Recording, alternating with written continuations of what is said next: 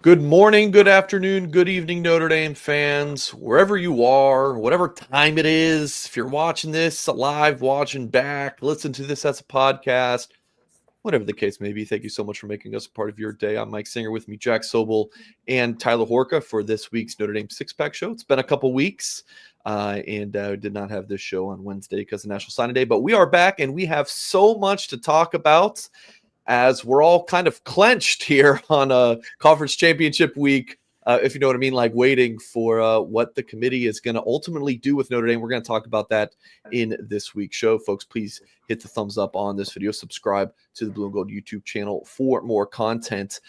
Boys, let's start the show talking about the decision by the committee to rank Alabama ahead of Notre Dame. Alabama goes and beats Auburn by a touchdown, and Notre Dame beats Stanford on the road by 29 points. You would think status quo, but not by the committee. I think that they were saving their asses, and I know you guys know my opinion on this. So, Jack, I'll turn it to you. What the heck happened here by the committee? I don't know if I buy all the saving their asses conspiracy theories. I think the committee can do whatever the hell it wants to do and doesn't need to make weird moves to cover themselves like a lot of people think. But yeah, I don't get it. Like on its surface, Alabama being ranked over Notre Dame, there's nothing inherently wrong with that. I was moderately surprised when Alabama first lost to Oklahoma and fell behind Notre Dame. They do have that very impressive win over Georgia. Kalen DeBoer's Alabama team's the one consistent thing about them is they play to the level of their opponents. They do have a bad loss in there to Florida State. They have the loss to Oklahoma. That has aged pretty poorly since Oklahoma hasn't played very well since that game, but hasn't lost, of course. So I'd understand if they were there to begin with, but yeah, I don't particularly understand Alabama moving ahead of Notre Dame based on what we saw in Week 14. Bama beat Auburn, certainly a difficult place to play, but they beat a 5-7 Auburn team, starting Ashton Daniels, all due respect to the former Stanford signal caller at quarterback, and required multiple fumbles to win this game and a tip pass interception. I was loosely watching the second half as we were writing the injury report and preparing for the Notre Dame game, but this was a game that Bama needed a lot to go right to win, whereas Notre Dame beat Stanford by 29. And I know the bottom of the ACC isn't the bottom of the SEC, but Stanford's a 4-8 team, Auburn's a 5-7 team. So just a lot of things that don't make sense about that decision. That's the one thing that we need to say, like the loudest, is the reasoning that the committee gave for that move just doesn't make any sense, because we're at the point of the season here. We only have one more of these things to go. Like, you can hone in on particulars at this point. And yeah, you're looking at a whole body of work, and the Miami thing that we'll get to is the course of a 12-game season is the reason that Miami is ahead, or Notre Dame's ahead of Miami right now. But when you were just looking at Alabama and Notre Dame, and like you said, Jack, in Week 14, Alabama didn't do enough against Auburn to say, yep, that was the win. That's the one that pushes the Crimson Tide ahead of the Fighting Irish, when for the last 2 weeks, the Fighting Irish were ahead of the Crimson Tide. It makes no sense whatsoever. I mean, I was in the press box at Stanford, and I had people left and right going, better tune into that Alabama game. Things are happening there in Auburn, Jordan-Hare Stadium. It's getting weird. And like, that's the last thing I expected to hear, because Alabama did go up big in that game, and the committee wants to point to that too. Like, well, yeah, they were winning that game 17-0. But I'm with you, Jack. At one point, it's 20-20, and you didn't know which way that game was going to go. Auburn could have easily won that football game. And that's something that we need to talk about too, is like, Notre Dame has been very close to having a few things go its way that we wouldn't be sitting here talking about being clenched, as Mike said. Like, it was close to Oklahoma getting knocked off. And I go all the way back to Iowa almost beating Oregon, like this, that, and the other. There's so many things that could have happened in Notre Dame's favor that haven't. And now you're sitting here going, oh my gosh, we are literally on the bubble. And the Alabama thing doesn't help, because for a couple weeks, Jack, you had the idea that, like, okay, not only are we in, we got this little bit of buffer because the committee thinks that we're better than Alabama. Well, the committee doesn't think that anymore about Notre Dame, and that's a little bit of a problem going into the last set of rankings. Well, the other point that makes is that for years, like, you say whatever you want about the committee. At least you generally understood that they're not going to change their opinion without new evidence. This was just a change of opinion. Simple as that. Like the explanation given was just a couple more people in that room were convinced that Alabama was better than Notre Dame now for whatever reason. And if they can change their opinion on that, you can bet they can change their opinion on Notre Dame and Miami. And that is the scary thing about next week. I had a different point. Oh, you mentioned some things that have not gone Notre Dame's way. You know what one of those is?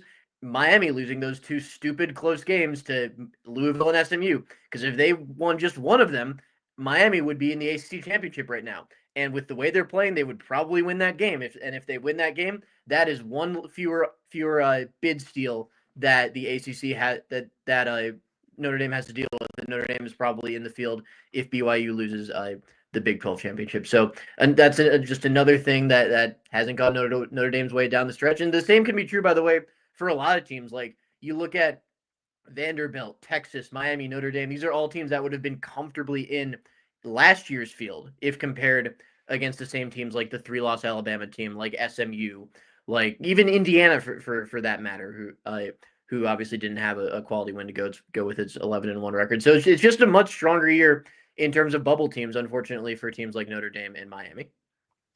I also don't really buy that the Alabama move was because it gives the committee a little bit more leeway to play with the tide if they do lose to Georgia. Like, okay, now we can drop them and still have them be in, as opposed to dropping them from 10, they would have been out. I don't really buy that, but it is a reality for Notre Dame now that, okay, yeah, you're still rooting for Georgia to win that game. And even if it doesn't knock Alabama all the way out, it might knock Alabama behind Notre Dame once again. So if I'm Notre Dame, I'm still rooting for Alabama to lose that game. And look, everyone keeps saying it. Every conference championship game last year, the loser of it moved down at least one spot, right? Like that would be a little in a 2-season vacuum there. It'd be a little unprecedented for Alabama not to move at all. But I'm with you, Jack. This committee is surprising us, and I do think the committee has a surprise or two left up its sleeve. Speaking of the surprise or two, Jack, how nervous should Notre Dame fans be right now, considering we really don't know what they're going to be doing at any point, like in terms of the committee? Very, and I want to continue what Tyler was talking about with conference champions moving down last year. Before the conference championship games, the Tuesday this penultimate ranking was revealed. Ward Manuel, who's the Michigan athletic director and was the committee chair last year, said point blank, we will not reevaluate the resumes of teams who are not playing on championship weekend. And then same thing this year, Hunter Yurachek was asked the same question, and he said, we very well could reevaluate the resumes of teams that were not playing on championship weekend. It is different every year based on the people in that room and what they are feeling. It is, this goes back to Mike's point. Why is Irish Sports Daily commenting in our YouTube channel? Get out here. Kick him out. Kick him out. Yeah, kick him out. Get him out. Get him out. Get him out. What was I talking about again? You were talking about Ward Manuel and the differences of this. Oh, committee. yeah. So they might change their mind. It goes back to the point Mike makes a lot. In that if you lose your second game, you are leaving your fate up to the thing. Smart guy, this singer is smart guy. You are leaving your fate up to the whim of the committee. And if things don't go Notre Dame's way for one way or another, either BYU wins, which we should always mention. If BYU wins, then this debate is kind of moot because both Notre Dame and Miami are out. Or they move Miami over Notre Dame. You got to just look back and say, man, I wish we had a different game plan against Miami. Man, I wish we threw one fewer tunnel screen. Man, I wish Tyler Buckner caught that hold. Man, I wish the refs caught that hold at the other end. It is what it is at this point. Notre Dame's fate is just in the hands of those, 12, 13 individuals. I've never been the Notre Dame needs to join a conference guy, and I'm still not. However, you saying the 2-loss thing, I think it's human nature for people that watch college football, cover college football, maybe not from a Notre Dame perspective because Notre Dame's different and we all know that. But I think teams that have 2 losses that play a conference schedule might get a little bit more benefit of the doubt than Notre Dame's getting here. Even if you're Miami, who's not even playing in your conference championship game, I think people look at that and say, oh, yeah, Miami had a conference schedule. Like, they did that. Alabama for sure. I watched Reese Davis. I forget what show he was on, but it might be a thing where Alabama clinched a spot in the SEC championship game. That conference is massive now, and it's always been regarded as the best in college football. Alabama's playing for that title. That might have had something to do with Alabama moving over Notre Dame. Now, they didn't say that, but they weren't asked through that lens, I do not believe. So there could be something there. Like the conference thing is interesting to me, but again, I don't think Notre Dame needs to join a conference, and I don't know if it would be different if that is all so much of a hypothetical that I don't want to get into. But getting back to the question asked in this segment, should Notre Dame be nervous? Absolutely, because extremely nervous. And then here's another thing. I was supposed to go to jury duty once, but I think I literally straight up forgot. So if anybody from the federal government is watching this, come bang down my door. Why would you say that live and on YouTube? I forgot and didn't go. I don't know. They can come get me for that. It must have been not so serious because nothing ever happened. I'm obligated to call the FBI. That's fantastic. Yeah, call the FBI. I don't think it's going to make too big of a deal. But don't they the reason the reason I say this is, what is the process for making sure that jurors don't hear outside information? That's a thing, right? Especially with the big cases, right? You can't have your phone or whatever. You can't read the newspaper. These days you can't be online or watch whatever. Do you these committee members? What do you think they're thinking when and Notre Dame fans aren't going to want to hear this, but the national narrative right now is Miami has to be over Notre Dame. If they're back-to-back in the rankings, one beat the other. It's Miami. If committee members are hearing this, don't you think they're going to be like, shoot, man, they're right. These two teams played each other on the field. And look, I think Notre Dame would beat Miami yesterday. I think Notre Dame would beat Miami tomorrow. I think Notre Dame would beat Miami in 2 weeks, 3 weeks, 2 months if they play for the national championship. I don't know. But they played 3 months ago, and Miami won that game.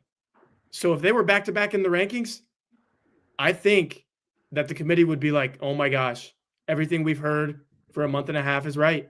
We need to do what's right, and we're going to put Miami in. Even if that's wrong, even if Miami's not the better team, I think that's what would happen. I think that's what would happen. I think Miami would get the nod. I really do. I would really hate that. Not just because Notre Dame would miss it. You could obviously make a reasonable argument for putting Miami in over Notre Dame. It has a lot to do with valuing A, head-to-head, and B, quality wins over quality losses, which I think is a solid case to make. I don't necessarily agree or disagree. I think that I just don't know enough at this point to really have a strong opinion about what the committee should or should not value. But the committee for weeks has thought that Notre Dame is better than Miami. That shouldn't change just because they're suddenly now back-to-back and because BYU lost their conference championship game. If you think Notre Dame is better than Miami right now, which the committee does based on what its rankings are, that should not change after neither team has played a game this week. It could, and like Tyler said, there's a solid chance it could, but I think that would be kind of nonsense. I want to make it known that I'm with you. It would be. They've put themselves in a lose-lose situation, I think. Mm-hmm. Ranking Miami the way they did and having Miami come all the way back, and if Miami were to pass Notre Dame, there has been nothing since these rankings started coming out at the beginning of November, there has been nothing in my mind that Miami has done or Notre Dame has done, frankly, in the other way, that has been enough to change anyone's mind. If you thought that Notre Dame was a better team on the 1st of November, you probably still think Notre Dame is a better team on the 1st of December. I do. And if the committee makes that change that we're talking about, Jack, that's almost just as bad as not valuing the head-to-head like Miami fans are claiming the committee's not doing already. For me, I've always thought, why is Notre Dame so much ahead of Miami in the ranking? I never really understand why Miami was knocked so far down. That's a different question. I think real quick, the committee kind of overreacted to the SMU loss with Miami because they ranked them way too low in the first rankings because that was a week after that. I think that the committee has been terrible this year. Oh, 100%. I just do. I think they just look at the AP poll. They can say whatever the hell they want. I think they put the AP poll up on a board and say, let's kind of adjust it a little bit. Because that's what the AP did. I think it's been a terrible committee. I think that it's been terrible. I And will like say that largely, it's been a terrible committee. there's in usually Notre a Dame's bigger favor, discrepancy frankly. between AP and CFP. Like, Has there been? I feel like it. Yeah. Well, let me ask you guys this. Let's say you're in the committee, and that's why I pulled this off, because this isn't a topic on the six pack. So the timer's obviously paused here. Let's say you guys are in the committee and you are making the case for Notre Dame over Miami, because it seems like this thing is going to go. I think Texas Tech, and we're going to talk about the conference championship games in a minute. I think Texas Tech is going to beat the crap out of BYU. BYU will probably drop a spot. But anyways, it's one spot's left. It's Notre Dame or Miami. You have to make the case for Notre Dame. What is that case? Because I feel like everyone just kind of assumed Miami would lose again, and they hadn't, and they've been playing good football. So what's the case, Jack? The case is a couple things. One is the eye test, and the other is the predictive metrics, which, again, as I've said, basically quantify the eye test. Any metric you can think of, like FPI, SP plus, all that stuff. Tyler, you had a couple more that are escaping me right now, but they all favor Notre Dame, and in fact, say Notre Dame is a lot closer to a top 5 team than a bubble team. The losses matter. It's counterintuitive to say that Notre Dame's loss to Miami is giving them credit because they're competing with Miami, but Notre Dame lost to a bubble team and a rock solid playoff team. Miami lost to 2 unranked teams. That consistency matters. There is the fact that Notre Dame has beaten the crap out of every other team on its schedule. It is not Notre Dame's fault that its ACC schedule sucked this year, and they've done what they should against a weak schedule. And the last thing is sorry, I lost my train of thought. My pet peeve in this discussion has been people saying, well, if you put Notre Dame in over Miami, then that game didn't matter. Look at Miami's resume if they just played some random bye game instead of Notre Dame, and then look at Virginia's resume, who is ranked number 17. It is the exact same thing for all intents and purposes. 2 random ACC losses in ACC games that it shouldn't have lost. And then not a ton of quality wins. That Notre Dame game is the only reason Miami is even up for this thing right now. Yeah. I don't like the if, but that last point is very solid. Tyler? Yeah, I think it's what Jack said. I really keep coming back to the losses, which people don't want to hear because they want to hear about your wins, right? Notre Dame has a decent one against USC, but remember at the beginning of the year when it felt like Notre Dame's season was about to go off the rails and everyone was like, let's calm down. Or there's some people that were like, let's calm. Yeah, I know what you leaned into, Mike, but like from a bigger picture, some people were like, hey, Miami's really good, and that was a 3-point loss. Texas A&M is really good, and that was a 1-point loss. I don't know if Notre Dame fans, proponents of Notre Dame, are saying those numbers enough lately as it gets down to crunch time and who's going to get in and who's not. 4 points to 2 teams that are both in the top 12 right now. And since then, you haven't lost once, and you've beaten every other team by 10-plus points. Like, to me, Notre Dame is absolutely one of the top 5 teams in the country. Yeah. I was asked on Hey Horka, hey, who do you think are the teams that could most win the national championship? I said Ohio State 1. I said Notre Dame 2. Yeah. And I said that with a straight face. And it's believable. I don't watch other podcasts or YouTube shows. I just don't. I don't have time for it. But I do get a lot of the TikTok clips now. My algorithm is full on Notre Dame CFP stuff. And it's so funny. And I was even watching a clip from Andy and Ari. They're like, oh, we think Notre Dame would beat all of these teams. Tyler, you put out that tweet of the predictive, like if Notre Dame played every other team in the playoff, and it was the only team was Ohio State, and they had them losing to Indiana. I think Notre Dame would beat Indiana. Yeah. So that's the tricky part is Notre Dame, like, to me, to give my answer, if I was sitting in the committee room, it's Notre Dame's. We all know that Notre Dame's better than all these teams. Like, we think they are, at least, right? It's just like the eye test versus the resume, because Notre Dame's best win is not that good, right? And they did lose to Miami. So it's just like, how do you weigh these certain things? That's my biggest thing. Like, how do you weigh the eye test versus weighing that loss to weighing the wins to weighing Miami's? I don't know how you do it. I don't know what the right thing is, but you just want consistency, and that's what the committee has not shown us. That's my issue with the committee. They're just kind of making this shit up as they go, as Jack has been noticed. Jack has been noting in our private communication, I'm sure, publicly as well. All right, you guys want to predict these conference championship games? Like, I would love to. All right, so let's pop them up on the screen real quick, and I think the two of you guys can. So what I would like for you to do is let's go through each of these games in the next 6 minutes, and then in the next segment we'll look at, well, how would that impact Notre Dame? So I'm going to take that off the screen and then give you guys the floor to discuss it. We go SEC first. That's what I saw. Yes, start with the SEC because that's also probably the toughest game to predict. Because, like I said, Alabama loves to play to the level of their competition. They have a really talented roster with the quarterback who, at his best, has been Heisman worthy. I don't think he's probably not been consistent enough down the stretch to get on our ballots, but he's played some really good football this year. Georgia has been as consistent as anyone aside from Ohio State and Indiana, which is why they're sitting at number 3 right now. So this is going to be a really fun game to watch, and I have no idea who's going to win. Well, it says predicting, so we need a prediction here, Jay. It's a good point, but I want to get your thoughts before I predict. I think Georgia's going to win. Like, it's tough for me to see Kirby Smart losing to the same team twice, even if it's Alabama, who has been his bugaboo. I mean, I don't know what the numbers are, but Kirby Smart can't beat Alabama, and it's not just a Nick Saban thing. It just happened a few months ago with Kalen DeBoer as well. It's just one of those things where, like, Mercedes-Benz Stadium, it's right there in Atlanta. It's in Georgia's wheelhouse. Like, they win this game. I don't even really want to get into the metrics of this thing. I just see Georgia winning this game. The thing is, I'm with you. I can't tell you by how much or how the game's going to go. I just see Kirby Smart raising that trophy at the end of the night. I think Georgia wins too. I don't know how this game is going to go, but if I had to make a pick, which I do, I think I'm picking Georgia in a pretty close game.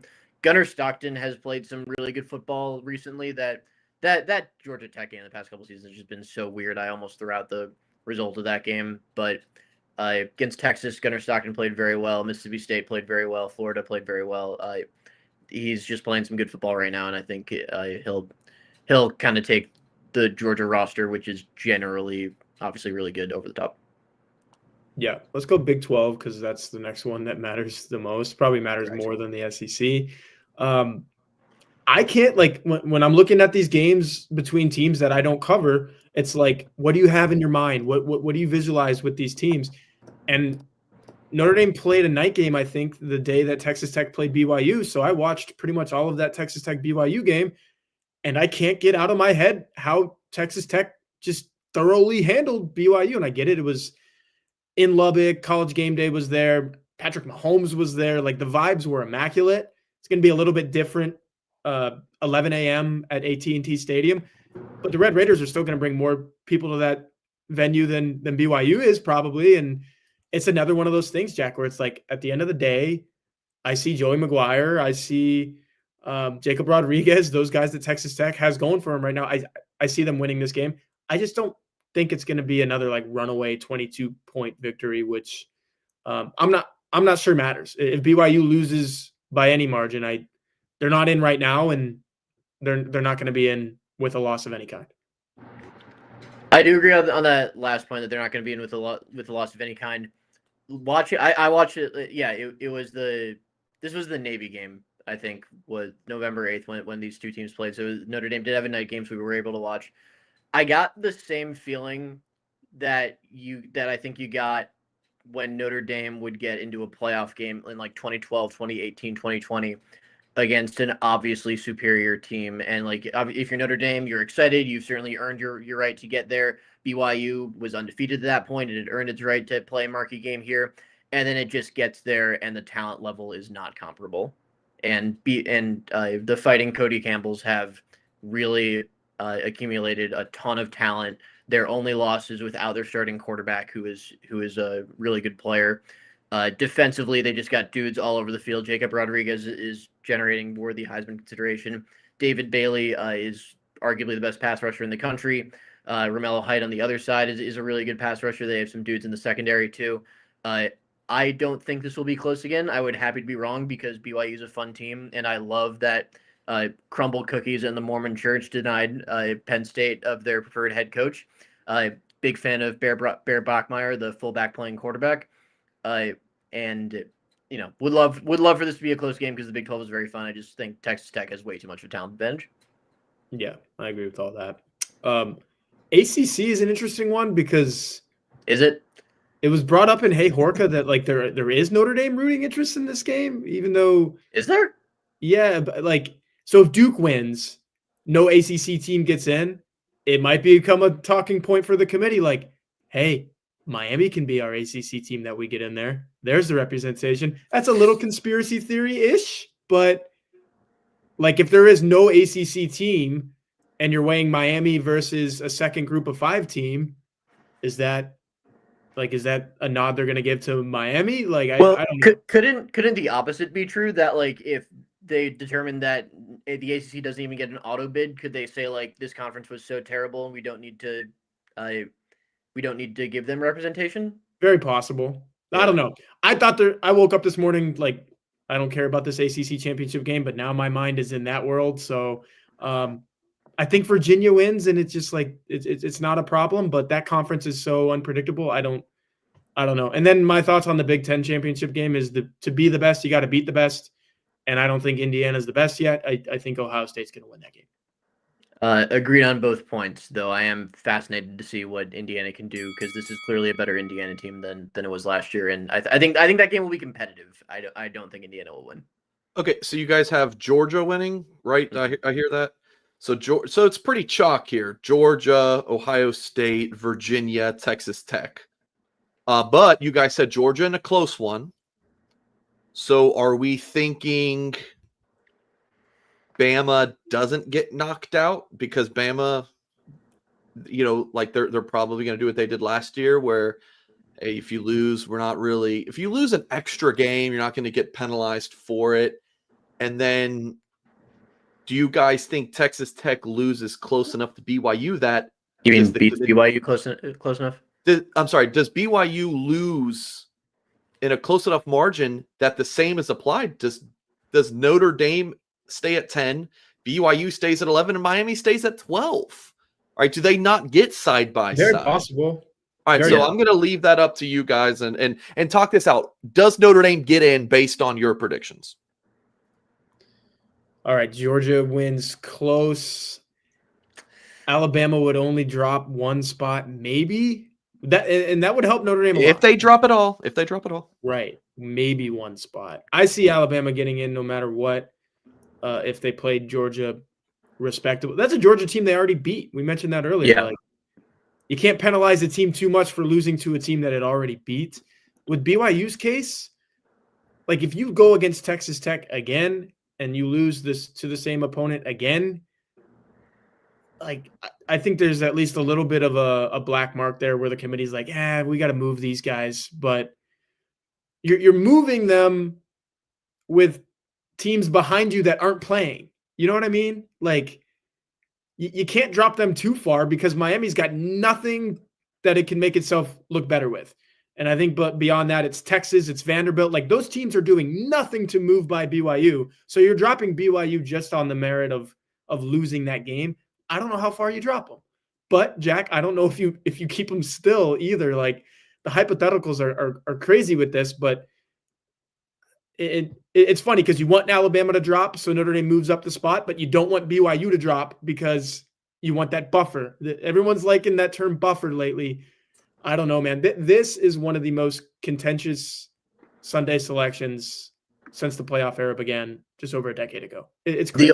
The only Sunday I can remember being this contentious was the Florida State Alabama thing. Like even last year, like you're talking about SMU and Alabama, like we knew pretty well that neither of those teams were doing anything in the playoff, and that was just like the last team that had to get in. Whereas this year, like I think Notre Dame could make a run if they get in. I think Miami could make a run if they get in. That team has a ton of talent. If they get the good version of Carson Beck, like that team can beat pretty much anybody.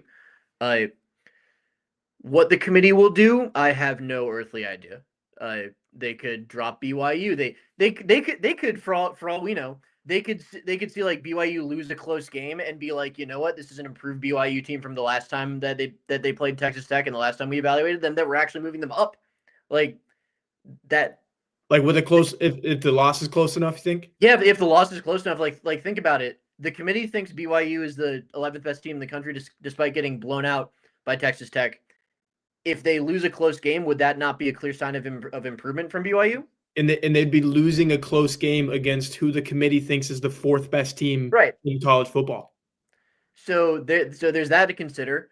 There's the Alabama thing, which like I don't think they would drop Alabama for losing a close game to Georgia, but I also didn't think they would raise Alabama for winning a close game against Auburn. So who the hell knows?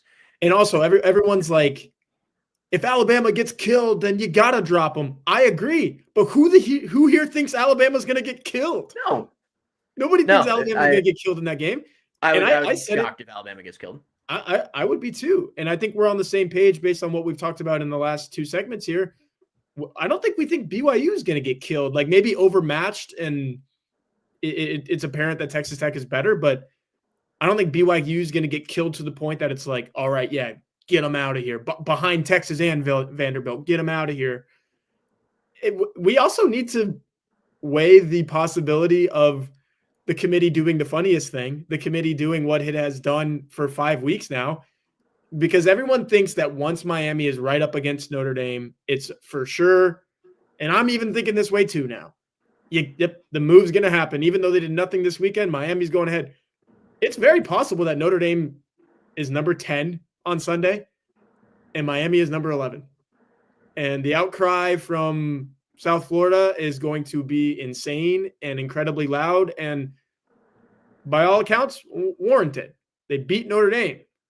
But to your point at the beginning of the show, Jack, if the committee does what it has told us for 5 weeks, that Notre Dame is better than Miami, that's a possibility. It's a possibility that Notre Dame's 10 and Miami's 11. Yeah, very much so. I think anything is possible at this point. I think we can pretty safely say that Texas and Vanderbilt are out. I think it is extremely funny that Vanderbilt was apparently seriously considering a 13th game, which apparently you are allowed to do as long as it is I can't speak, as long as it is in Hawaii or somewhere else, which is just an insane rule to have. What's awesome too is like with the teams that still have like you said, I agree that Texas and Vanderbilt do not have a shot anymore, but they're the next ones out. You could just run it back with Miami and Notre Dame and Texas and Vanderbilt. It's like, all right, Miami, if you get Notre Dame the second time, then, egg on our face. We were wrong all along. Get in there. Like Vanderbilt, you didn't get Texas the first time, but here's your next shot. If you want them, beat them, you're in. That would be hilarious. But like you said, it's not happening. And look, one of those two teams, Miami and Notre Dame, is probably going to get a spot anyway. So what's the final prediction? Wins and Alabama wins. Like one of these two teams is going to get a spot anyway. And if I were a Notre Dame fan, I'd be losing sleep over it. I know Miami fans have already lost sleep over it. Sunday is going to – if BYU loses and we know for sure that BYU's out based on the way that game went, Sunday is going to be insane. Did we give a final prediction here? Give me the 9 through like the 9, 10, 11 seed or 9, 11. Yeah. Or no, just 9 and 10. Really, we're just talking about basically. 2 spots. I think Alabama stays at 9. And my gut is telling me Miami moves up to number 10. Oh, Jack. I will say. You think it's Alabama 9. Jack is one of the smartest college football minds guys that I know, and this is killing him. It shows you this is insane, guys. I don't know. Like, how are they going to evaluate Alabama? Like Tyler, you made a great point that precedent says if you lose your conference championship game, you go down, which in theory is a good thing for Notre Dame. Yeah, it would. Yeah, it would save Notre Dame. It would save Notre Dame, which would put Notre Dame at 9, assuming BYU doesn't win and safely in. But if it doesn't, then yeah, I don't know. I will say, I'll be the good guy if Ty's being the bad guy. I will say Notre Dame 9, Alabama 10. Oh, okay. I could easily see that happening too. Yeah, I could. Which is what it should be right now, based on what the committee did for so long. since Alabama for so long, for like 3 weeks since Alabama lost that second game, they're just randomly deciding to put Alabama over Notre Dame for no reason at all. You know what's hilarious and might happen? All this Notre Dame and Miami hoopla, Miami fans might end up hating Alabama fans, like the whole Alabama thing. If Alabama's 10 and Miami's 11 and gets left out because of the two teams coming in, Miami's going to start screaming at Alabama like, you guys shouldn't be in. And I think some of that has already started to happen. I have seen that on social media where people are like, hey, Notre Dame and Miami fans, maybe, or like it's from a Miami fan, like, hey, maybe we shouldn't be mad at Notre Dame. Maybe it's more about like the SEC teams like Oklahoma and Alabama being in over us. Like, that is a whole different argument that, like, yeah, maybe it should be Notre Dame and Miami higher. It's just like the ACC really and their tiebreaker rules not allowing Miami. Well, you know who Miami fans really should be mad at? It's Miami for losing to Louisville and SMU. Real quick, because Matt Freeman is still in the chat, he texted me and he wants me to ask you guys who underachieved most, Notre Dame, Missouri, or Texas?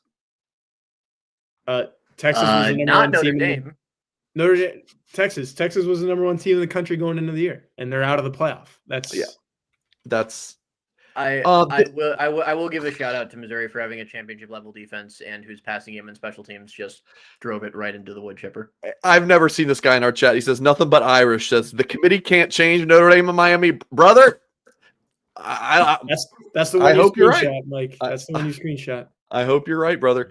Okay, hey, let's move past the committee. We just talked about that for 37 minutes, the whole playoff thing. We did just have signing day yesterday, so let's have like a little bit of a signing day type topic. Jack wrote the article, 5 players from Notre Dame's 26th class who could have an instant impact. So I will throw it to you, Jack. Like, who's the number, and Tyler, I saw you tweeting about the class, so I know you're paying attention. Jack, who's the number one guy for you? This is a difficult thing to predict, but for you, who's got the best chance to make like the biggest instant impact? I'm actually writing an article here on the side to answer that exact question myself. But for you, who is it, Jack?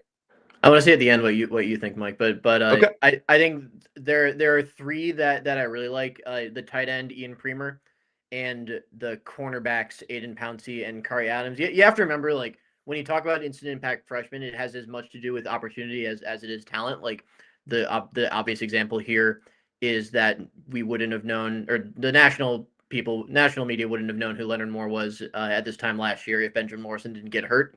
So there's obviously that. But the tight end position looks wide open with Eli Raridon gone.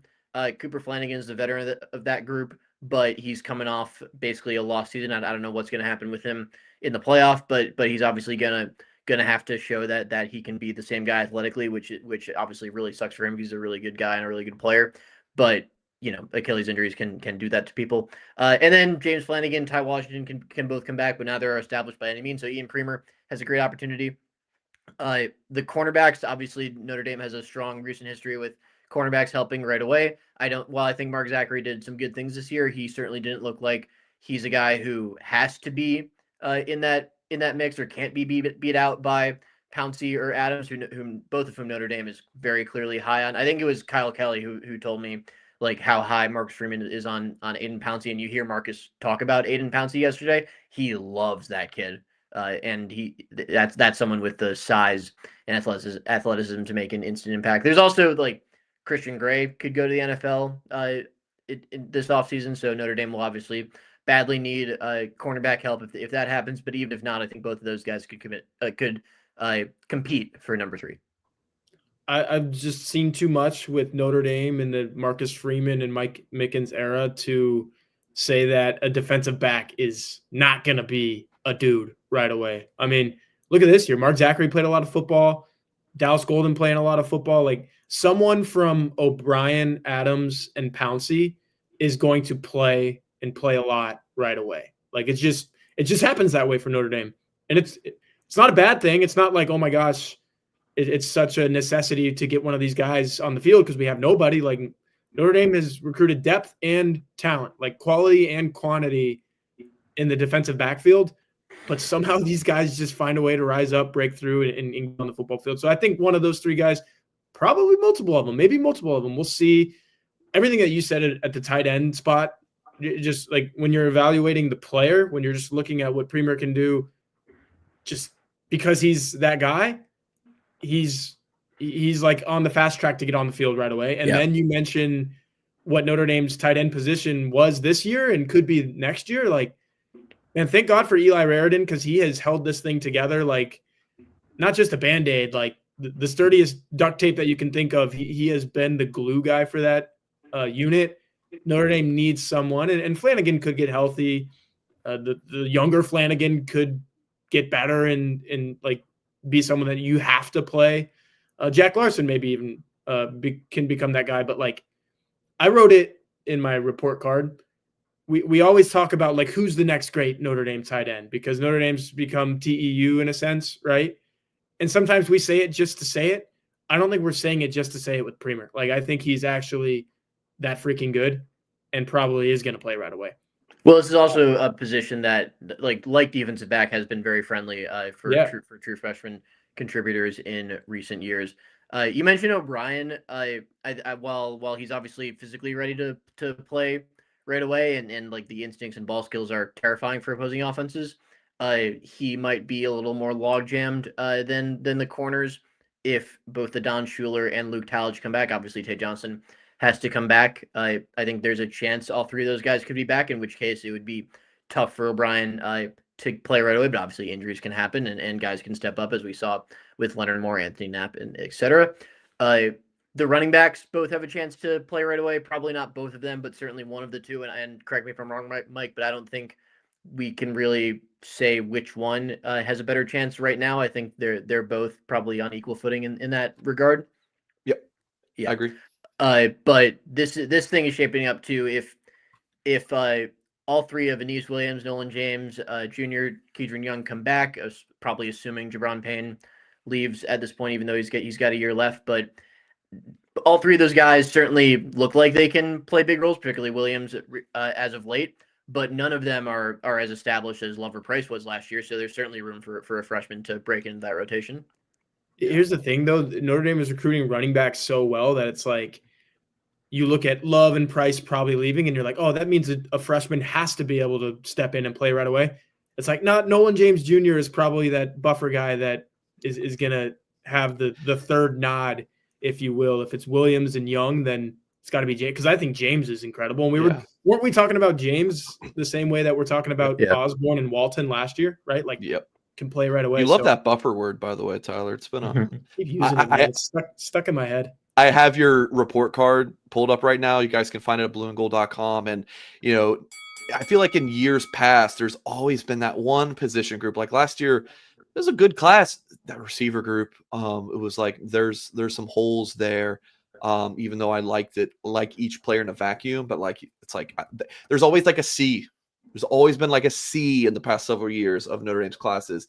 Tyler's lowest grade, and Tyler looks at this much more objectively than I would, because I like grading each position, because like I cover these kids, like I probably view all of them a little bit more glass half full. But if you ever read my report cards grading the team, then I'm not afraid to give a bad grade. And the lowest was you had a couple of B's, and there was multiple A pluses. To answer Jack's question, I'm writing a superlative piece right now. It's probably going to post tomorrow morning at this point.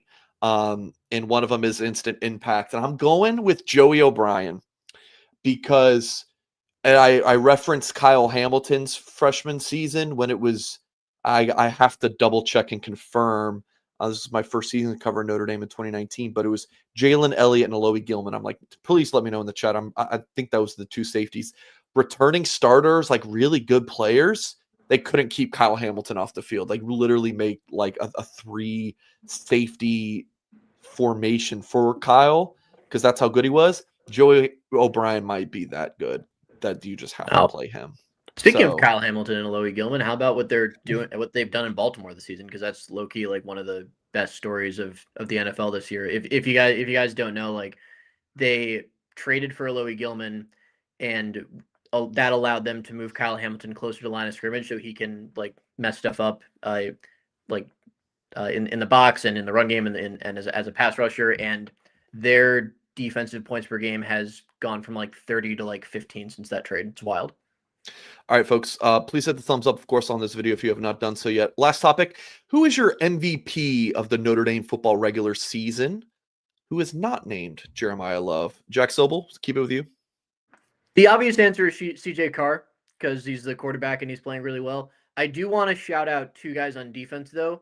And if you look at the stretch where Notre Dame did not play well defensively this season, which was the second half of the Texas A&M game. I mean, they weren't good in the first half of the A&M game, and the really the whole Miami game. But you look at that second half of the A&M game into the first half of the Purdue game. Who did Notre Dame not have available, or who was not at full strength for part of that for Notre Dame? That would be a Don Schuler and Leonard Moore. The work those two have done in the secondary, I think, is worthy of co-defensive MVP honors because they have been absolutely huge. Yeah, I mean, my mind immediately went to CJ Carr, but I think I'm going to definitively say Leonard Moore, just because we talked earlier about what's Notre Dame's best win, USC. What did he do against USC? He was like, all right, I have to shut down their best wide receiver. That's our only chance that we have to probably stop this really good offense. USC's offense was humming at that time. And in that game, CJ Carr probably didn't play his best. I mean, he'd be the first to tell us, like, yeah, if there's one game I point to this year where I was not at my best, it was that one. Notre Dame still wins that game because Leonard Moore is who he is. And you hear the way that his teammates talk about him too. Like, that's value. MVP, most valuable player. They say we feel completely different when 15 is on the field because it's probably like a safety thing. They're like, they feel comfort in that. They see him over there and they're like, hey, how bad can we really be if Leonard Moore is on the field with us? The interceptions that he's had this year are so impressive. I think he did a great job even in the A&M game where Notre Dame gives up 41 points, right? Like, he made some plays in that game where you're like, man, if we didn't have this guy on the field, what the heck would happen then? Just in terms of value, man, like, Notre Dame's turnaround this season was largely because the defense turned around. And like you said, Jack, when Leonard Moore got healthy and it was like, all right, we got this guy, let's finish this season strong, Notre Dame was able to do it because Leonard Moore is that type of player.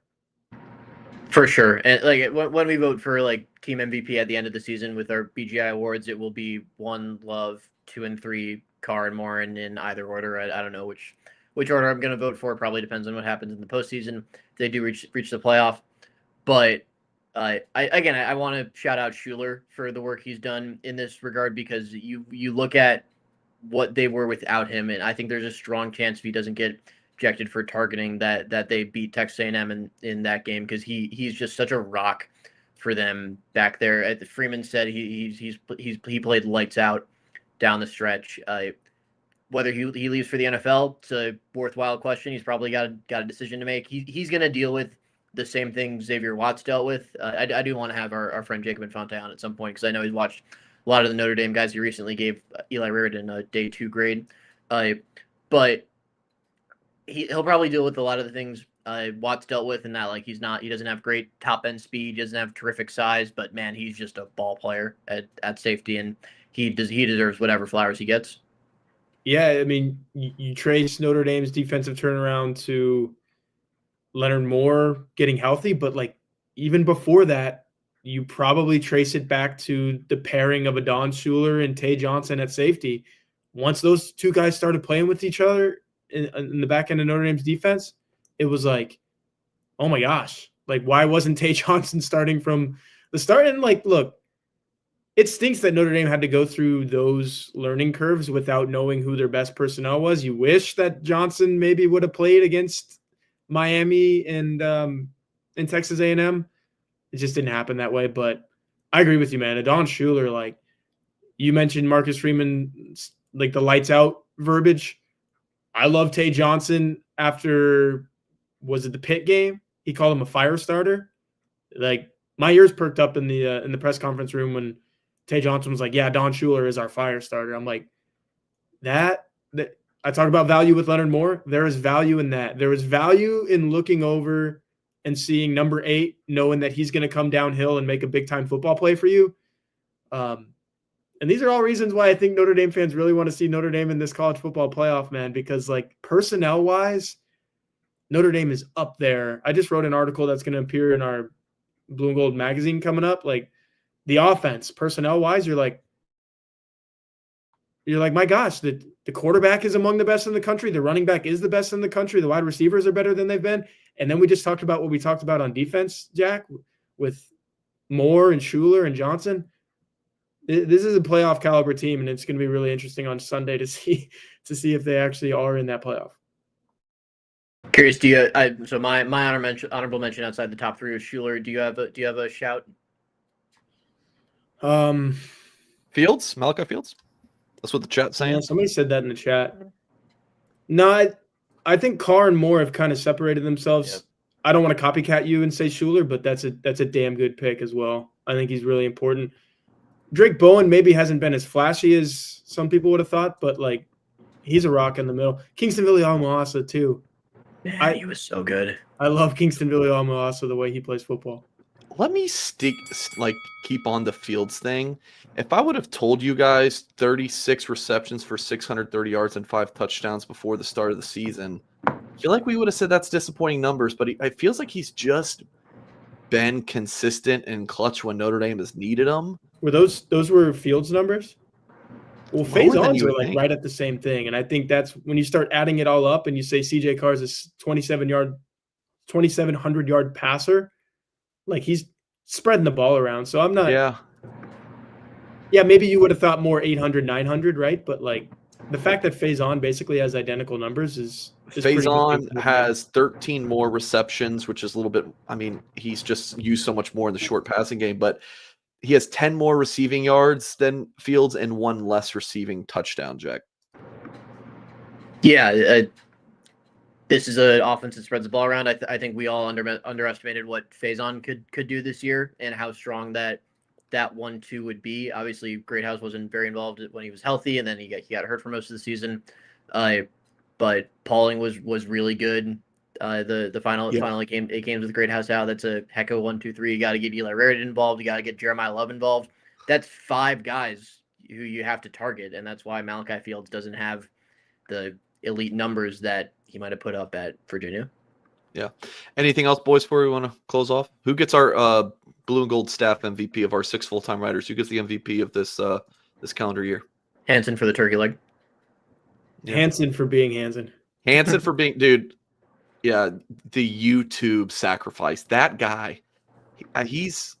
I don't know if it's appropriate to say his age, but I mean, Eric Hansen's obviously the oldest guy on our staff.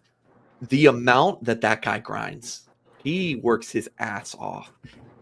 The guy does a YouTube show almost every day between my channel and then our the channel that we inherited when, obviously on 3 Purchased Rivals, they had their own site and YouTube channel.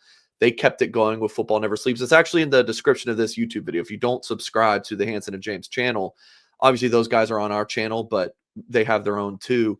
They do, 2-3 videos a week. And, they're always on this one. Hansen just, dude. He joked with me in our staff chat the other day. Everyone knows I love the occasional beer, right? He was like, Horka, I don't know how you have time to drink. When we were talking about like everything that I had going on work-wise, I should have come back and said, Hansen, I don't know how you have time to sleep, dude, with everything that you're doing. Your answer was you do what you prioritize, right? Or you love, something like that. My answer for him, my answer for him was you find time to do what you love. Oh man, that's good stuff. Yeah, I agree. Hansen is great intel too. I was just talking to him about like, hey, like, what are some topics for like intel pieces for either me or him to do in the future? So that'll be soon at blueandgold.com. Make sure you subscribe. Great mentor, bounce off ideas. But anyways, there's no way Eric's watching. Eric, if you're watching this, text me a turkey leg emoji right now, or a turkey emoji. There's no way. But it may be. The guy's everywhere. Okay, anyways, before this turns into a Hansen Love Fest, we're going to ask you guys to hit the thumbs up on this video. Subscribe to the channel for more content. Next live show, maybe I'm going to do a call-in show tomorrow. Maybe. I told my wife, I might just say, no, I'm not going to do that and watch shows with her or play some video games, but I might do a call-in show tomorrow. I haven't done one in a while, but we'll see. And then after that, Sunday, we'll be live. While I have you two, the committee's ranking shows at what, 1 Eastern? Noon Eastern, I believe. It's noon. Do we know what from time? noon to 3. So it's noon to 3. Do you guys know? Like, do you think the ESPN guys will just talk for an hour and then we'll get it No, at no, like, no. I think it's usually like 10 be right away. minutes ish of talking, and then they get right to Yeah. it's not. I don't think it's like as immediate as the NCAA tournament selection show Okay. on CBS, but I don't think it's like drag it out for an hour. Bad. It's pretty dang quick, if I Yeah. remember correctly, into it. And Okay. while we're discussing this, can I have a quick assignment because the Bears play at 4:25? Yeah, yeah. We'll Thanks, man. do our round table at like Tonight- 1:10. The night determines 10. if I'm still interested in the Dallas Cowboys season into November. Tonight's a big one, guys. Oh, who do they play? You're rooting for the Cowboys, I'll tell you that. It's the Lions. Who do they play? Lions? They're Okay. playing at the Lions. Okay. We discussed beat All them right, so- tonight. We should. So we'll be live around 12:10-ish on Sunday then. And yeah, it'll be Hanson, and I'll open it up to the entire staff. So we'll do our round table, and then I'm gonna be honest, I hope Notre Dame gets in. Content is, it's at the end of the day, we want the better Notre Dame does, the more you guys are interested. So I'm hoping Notre Dame gets in.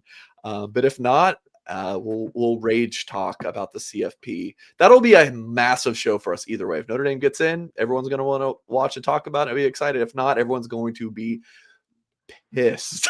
So it's going to be fun either way. But make sure you subscribe if you're not yet. And yeah, we'll catch you guys maybe Friday night, but if not, definitely Sunday afternoon. Thank you for watching this show or listen to this as a podcast. If you're listening as a podcast, please leave us a 5-star review wherever you listen to this. Thank you all for tuning in, and we'll catch you next time.